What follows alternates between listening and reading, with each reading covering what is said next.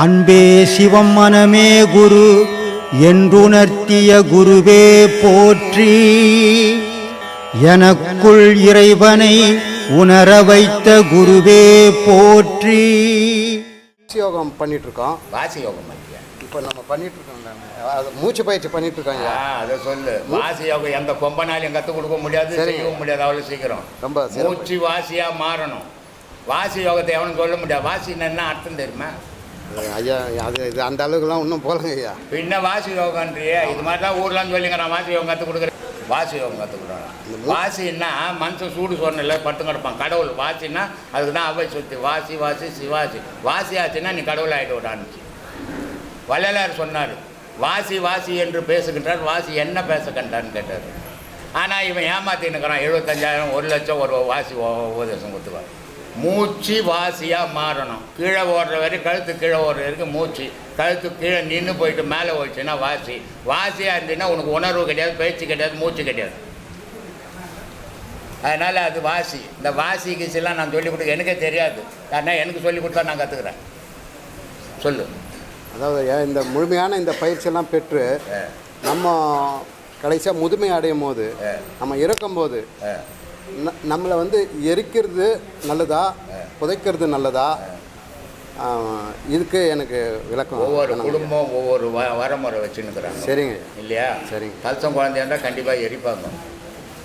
அது ஏன்னா முன் காலத்திலலாம் அந்த மூளையை எடுத்து மையாக்கிடுவாங்க. அதனால கலசம் குழந்தை பிறந்து கொளுத்திடுவாங்க. அதுக்கப்புறம் பிறந்தவனெல்லாம் பொதிப்பாங்க. புதைக்கிறதும் எரிக்கிறதும் அந்தந்த குடும்பத்தை சார்ந்தது. ஆனால் இந்த ஞானத்தில் முழுமை பெற்று முழு ஞானினா சமாதி ஆகணும். ஒன்றும் கற்றுக்காத போய் ஒரு ஆசிரமத்தில் ஒரு பாடம் கற்றுன்னு நான் பிரம்மஸ்ரீ, நான் ஞானி, எனக்கு சமாதி கட்டுங்கன்னா அதில் ஒரு பிரயோஜனமும் கிடையாது. நீ இந்த ஞானத்தை கற்றுக்கின்னு இந்த உலகத்துக்கு என்ன சொன்ன, இந்த உலகத்தில் என்ன செய்த, வரும் ஜன்றத்துக்கு நீ என்ன பண்ணி வச்சுக்கிற, அப்போ தான் அந்த சமாதி கட்டணும். இப்போ எனக்கு கூட சமாதி கட்டி வச்சுக்கிறாங்க சீடருங்க, பார்த்தீங்களா? ஆனால் இது வரைக்கும் கிட்டத்தட்ட ஒரு 12 கோடி பேர் பார்க்குறாங்க ஒரு நாளைக்கு என்னுடைய வீடியோவை. அப்போ இந்த உலகத்துக்கு நன்மை செய்துக்கிறேன். இப்போ நான் செத்து போயிட்டதுனால வர ஜனங்களுக்கு இங்கே உபயோகப்படுறதுக்கு பில்டிங் கட்டி வச்சுக்கிறேன். அப்போ சமாதி கட்டின நியாயம். நான் ஒன்றும் செய்யாத எனக்கு சமாதி கட்டுங்கன்னு உட்காந்துருந்தா அது எதுக்கு அந்த சமாதி? மயிலாப்பூர்லேருந்து என்கிட்ட ஒருத்தர் வந்தார். அப்பா பொண்ணு 2 பேர் வந்தாங்க. பையன் செத்து போயிட்டானா, சமாதி கட்ட போகிறேன்னாரு. போய் கட்டு. நீ ஏன் உட்காந்துடுறாங்க? என்ன பண்ணால் இந்த சமுதாயத்துக்கு உன் பிள்ளைன்னு ஒன்றும் பண்ணல. அப்புறம் ஒன்றும் பண்ண சமாதி கட்டுற? ஊரில் இருக்கிறான் சமாதி கட்டினான்னா வீடு கட்டுறதுக்கு இடம் எல்லாம் போயிடும் இல்லை? இப்போ எஸ்பி செத்து போயிட்டார், சமாதி பண்ணியிருக்கிறாங்க தாமரைப்பூர் பக்கத்தில். அவருக்கு சமாதி பண்ணாங்கன்னா ஒரு நியாயங்குது. அவருக்கு சீடருங்க இருக்கிறாங்க. அவருடைய பாட்டு உலகமெல்லாம் கேட்குது. அவர் வாழ்நாள் ஃபுல்லாக அந்த பாடலில் இருந்தார். அவருக்கு சமாதி கட்டினா நியாயங்குது. ஒன்றுமே பண்ணாத வீட்டில் 3 வாரில் துண்ணுட்டு தூங்கிட்டு இருந்து சமாதி கட்டினா செத்து போட்டேன்னா அது என்ன நியாயங்குது? அதனால் சமாதி கட்டுற தகுதியை உனக்கு உருவாக்கின்னு சமாதி கட்டிக்கும். இதுதான்ப்பா என் ஒப்பீனியன். இல்லைங்க, இந்த சிறப்பை தெரிஞ்சுக்கணும் அப்படின்னா உங்கள்கிட்ட கேட்டேன். ரொம்ப சந்தோஷம்.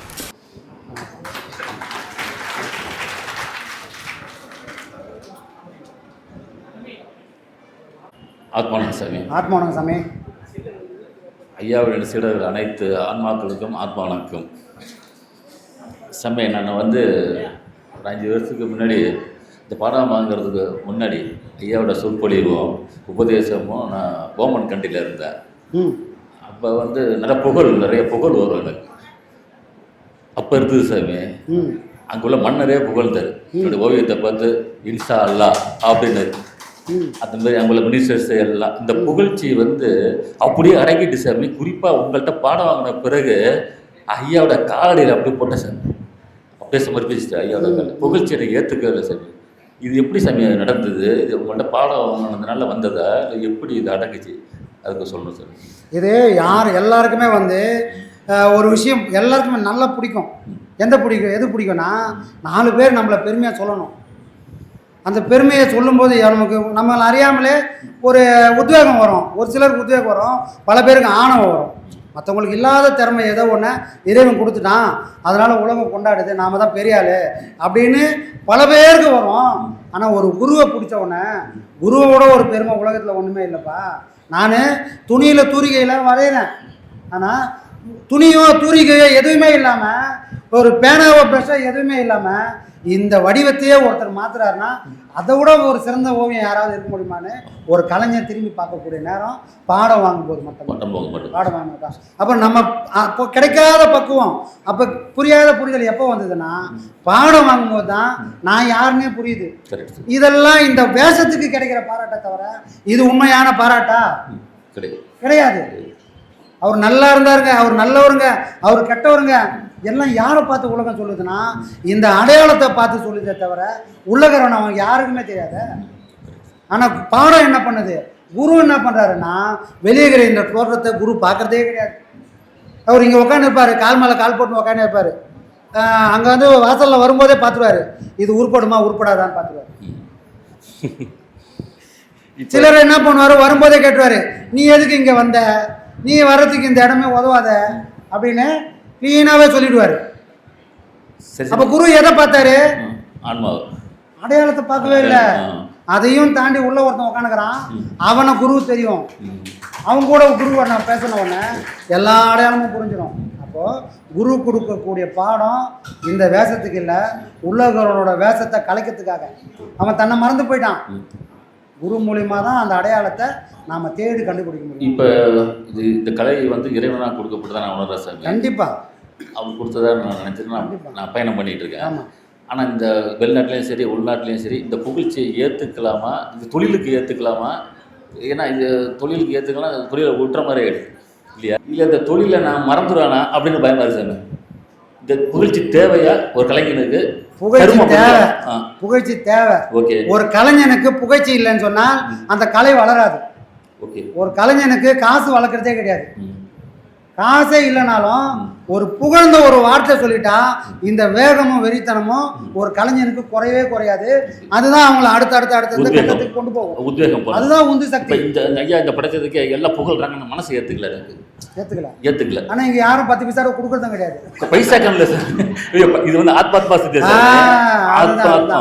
ஒரு கலைஞனுக்கு முதல் சொத்தை எதுனா ஒரு ஓவியங்கிறது. இது வந்து இந்த ஓவியத்தை பற்றியுடைய பெருமையை அங்கே ஓமனில் உள்ள ஒரு நியூஸ் சொன்னார், ஒரு படத்தை பிரிண்ட் போட்டு வச்சிடலாம், அது பேசாது.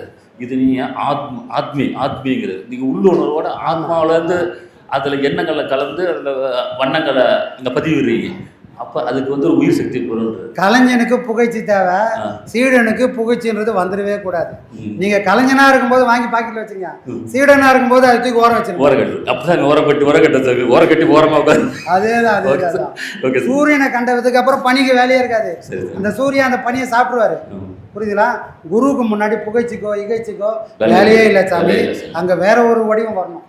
சரிங்களா? அது நடந்தே தீரும். சரி. ஐயா கையை பிடிச்சி நான் போயிட்டே இருக்கு சாமி, அதான் ஆசை. ஆனால் சாமி உங்கள் குடும்பத்தை எனக்கு ஒரு பெரிய பிராப்தம் தெரியும் சாமி. 3 நாளாக இந்த ஐயாவோட படத்தை அவங்க வீட்டில் உட்காந்து இந்த டோட்டல் செட்டிங் செட் பண்ணேன். வேறு இடம் கிடைக்கல எங்களுக்கு இவ்வளோ பெரிய சைஸ் பண்ணுறதுக்கு. ஆனால் ஐயாவோட வீடியோவில் சொல்லியிருப்பார் உங்கள் குடும்பத்தை பற்றி. எனக்கு கிடைச்ச மருமகள் நான் போன ஜென்மத்தில் என்ன புண்ணியம் செஞ்சிருந்தோமோன்னு ஐயா பேச்சு தான் கேட்டிருந்தேன். ஆனால் அந்த 3 நாளில் நான் உடனே சாமி அவ்வளோ ஒரு உங்கள் குடும்பம் அவ்வளோ ஒரு உபசரிப்பு. அண்ணா டீ சாப்பிட்றீங்களான்னு அப்படின்ட்டு உங்கள் வீட்டில் கேட்குறதும், அம்மா வந்து சாப்பிடுப்பாங்கிறதும் எனக்கு அப்படியே சொல்கிறதுக்கு வார்த்தை இல்லை சாமி. உங்கள் அன்புக்கு உண்மையிலே உங்கள் குடும்பம் ஒரு கோவில் சாமி, ஒரு தேன்கூடு. அந்த 3 நாளையும் ரொம்ப உணர்ந்தேன் சார், அனுபவிச்சேன் சார். ரொம்ப ஐயா குடும்பத்தை பற்றி அவ்வளோ ஆத்மாத்மா உணர்ந்தேன் சார். கண்டிப்பாக சார். அதுக்கு காரணம் என்னன்னா அந்த கோயிலில் நம்ம தெய்வம் இருக்கிறதுனால தான். ஆமாம் சார். இந்த தெய்வம் இல்லைன்னா இந்த கோயிலுக்கு ஒரு மரியாதையும் கிடையாது. ஆமாம் சார். பாழடைஞ்ச கோயிலும் இருக்குது, புதுசாக கோயிலும் இருக்குது. அப்போ ஒரு கோயிலில் தெய்வம் இருந்தால் மட்டும்தான் அந்த சக்தி நாளுக்கு நாள் வளரும். உண்மை சார். ஆனால் சாமி நாங்கள் வீட்டில் தூங்கும்போது கனவு நிறைய வந்து சாமி, இந்த ஐயா தங்கி இருந்த அந்த தியானம் பண்ணுற இடத்துல கீழே படுத்துருக்கும்போது கனவே வரல சார். அதை ரொம்ப ஆச்சரியம் சார். அவ்வளோ ஐயா இருக்கார் சாமி நம்ம வீட்டில். ஐயா உங்கள் கூட இருக்கார் சார். உங்கள் வழி நடத்துவார் சாமி, உங்கள் வழி நடத்துவார். எல்லா சீடர்களும் உங்களுக்கு தொடர்ந்துகிட்டே இருப்போம். கோடான சீடர்களும் உங்கள் நீங்கள் வழி எடுத்துக்க சாமி. ரொம்ப சந்தோஷம் சாமி. கண்டிப்பாக. ஏன்னா இதோட அருமை இன்னைக்கு புரியாது சாமி. எல்லாருக்கும் இருக்காரு சாமி. இந்த இருக்கா சாட்சி, அந்த சாட்சி இருக்காரு சாமி. அவர் சொல்லுவார் சாமி, தன்னை வந்து தாழ்த்தி சொல்லுவார் சாமி. ஐயா கிட்ட நான் ஒரு குடிக்காரன், நான் ஒரு கூறிக்கு அப்படிலாம் திரிச்சேன் அப்படின்னு சொல்லியிருக்காரு. அந்த ஐயா வீடியோலாம் பார்த்துருக்காரு. அப்படியே பொட்டிப்பாவை மட்டும் அடிக்கிறார் சார். அவ்வளோ ஒரு ஞானம் ஐயாவுடைய கலை. ஐயோ சொல்கிறதுக்கு வார்த்தை இல்லை சார். அவ்வளோ ஒரு அற்புதமான கலை. இதை விட்டால் தயவு செய்து எல்லாம் விட்டாதீங்க. வாழ்க்கையில் பல இன்னல்கள் வரும், சோதனைகள் வரும், குடும்பத்தில் பிரச்சனைகள் வரும், கஷ்டங்கள் வரும். எல்லாத்தையும் மறந்துட்டு ஐயாவோட கலையை விட்டுறாதீங்க, பின்பற்றுங்க என்று எல்லாரையும் தாழ்மையுடன் கேட்டுக்கொள்கிறேன். எல்லா சீடர்களுக்கும் இந்த குரு பூர்ணிமாவுக்கு வருகை தந்திருந்த அனைத்து ஆத்மாக்களுக்கும் வெளிநாட்டு சீடர்களுக்கும் என்னுடைய ஆத்மா வணக்கம். நன்றி, வணக்கம்.